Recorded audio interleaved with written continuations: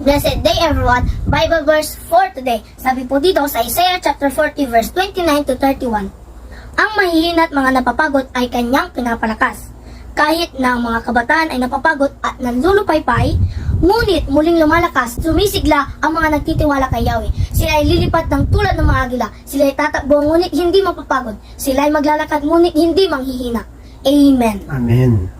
Sinasabi po dito sa Bible verse na ito na magbalik loob po tayo sa ating Panginoon sapagkat kahit na nahihirapan na tayo sa ating mga problema, bibigyan niya tayo ng lakas. Tulad ng mga agila, tayo lilipad na parang kasing lakas ng agila. Tutulungan niya tayo kahit anuman ang harapin natin sa buhay, kahit anuman mga pagsubok, dahil tutulungan niya po tayo. Yun lamang po, bye-bye, God bless. Amen. To God be all the glory.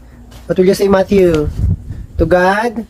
To God be all the glory. Amen. And let's fight. The good fight of faith.